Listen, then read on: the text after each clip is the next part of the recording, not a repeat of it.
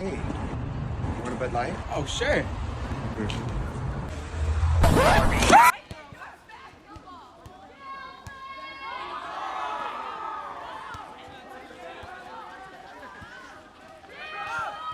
Yes, I want to address something pertaining to Boyd Light. I don't know if you have seen these clips. Take a look at these. Do you guys know who Dylan Mulvaney is? I feel like she can single-handedly allow the LGBTQ plus community to like disband like alcoholism because everyone's being so stupid. Like, she's a trans woman and you're mad for somebody being who they want to be. Like, you could be an alcoholic, but there are better representatives for that. Like, a potbelly man. No, well, obviously, I'm not like, okay, she's trans, let's not make her a spoke, but there are better people for that. It could be anyone, and people would still be mad. So, keep doing you, girl. Yes, thank you, Kari Jovian. When you take a look at this lady, you realize she is not even understanding what is going on. Nobody rejected that he should not be who he wants. He's a grown up. He has right to be who he wants. Not even going much into that, yesterday I put out a video here pertaining to this billboard. Immediately I was fast checked.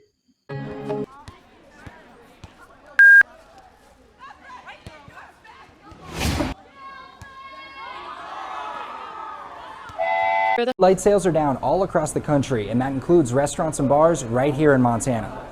A Bud Light boycott has some Big Sky support. We have seen a bit of a decline month to date. Aaron Swain is the owner of the Red Door in Billings, one of many local bars that have seen Bud Light sales plummet ever since the beer giant teamed up with a transgender TikTok influencer. The first 18 days of April versus the first 18 days of March were down 38% on Bud Light. Bud Light sent influencer Dylan Mulvaney a picture of a can with her face on it to commemorate a full year since she transitioned. That can was never actually sold, but this picture sparked a debate stretching to Washington, D.C. and Hollywood. And I never really liked it anyway. I never drank it, you know, those kinds of comments. But my people that drink it, they drink it. They haven't, you know, said otherwise. Ashley Winchell is a bartender at Lucky Louie's in Laurel, one of the many bars getting an earful from customers. A lot of like derogatory things and bar talk and things that, you know, not so nice. That bar talk. There is this article they published here. Boyd Light did not call it critics crybabies on a billboard. Claim Boyd Light created a billboard advertisement that read "Low crybabies" after the company was targeted by calls for a boycott over a partnership with trans influencer. APS assessment false. The Boyd Light advertisement is not real.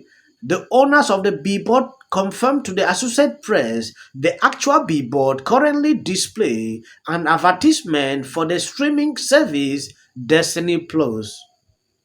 The fact, after a wave of transphobic commentary and threat of a boycott sparked this month by Boyd Light partnership with trans influencer Dylan, social media users are sharing altered images of the billboard, both in photos and videos, claiming that the brand has responded to its critics. I just wanted to clear the air so you can understand what is going on. Even this same image is being fact-checked on Twitter, say it is false. When I posted this yesterday, because I see some of these videos on TikTok, I had to make sure to bring the corrections so you should know what is happening. And how I want to operate in the world. Mm-hmm. And I would say the most important thing about this job is that you have to prioritize bringing other people along the way. Community and women. I mean, it doesn't mean anything unless I am positively impacting other people. And so that's been just incredibly important to me. My decisions with teams, I mean, I try to build teams of people who maybe nobody else is taking a chance on them. I try to bet on people who haven't had the opportunity, bet on people with similar values as me, who are hungry and want to do great things, but care about each other and protect each other and are kind and good. Yes, immediately it was announced that Budweiser marketing VP behind Dylan partnership takes leaves of absence, replaced by senior executive Todd. Somebody immediately sent this out. No, Todd is a white cis bearded male. He just cannot be the new VP of marketing. Only another stunning and brave member of the LGBTQ community can truly know how to market beer to middle-aged blue-collar, mainly heterosexual white men. You can see what is going on here. I don't understand what is happening. This lady was replaced by Todd. Now people seem not to be happy with this, though I've seen a lot of conservative being excited on social media. But I had to say this clearly. This came as a result of the decision this lady took up to bring in this guy. Then they had to remove her, to bring in this to this. I want to know your opinion pertaining to this, because it is extremely disturbing to see how divided people can be. Corporations, we want to think of them as being these impossibly large machines that make money, and they are, but they're just run by people. Yeah. And some people are dorks, and those dorks get important jobs.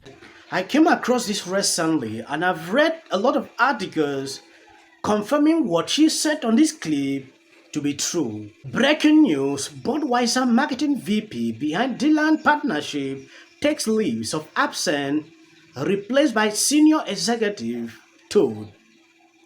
The controversial marketing executive behind Bud Light partnership with Dylan has taken a leave of absence as a boycott against the beer brand racks on. You see the response that Bud had, the most recent response? It's like pro-America, rah. Like, we don't know who you really are now. There's like interviews with the lady who is the head of Bud Light talking about why they did it and about the old sort of frat culture attached to Bud Light, dismissing the people and like the humor of the people that like Bud Light. And so they're going to change that with this. This is a Mike Judge movie. You're 1,000% correct. Like, yeah. How does nobody else see what lunacy is going on right now? Do you want your receipt? No, that'd be fine. I don't need it. Man, what a day. Look what's happened to me.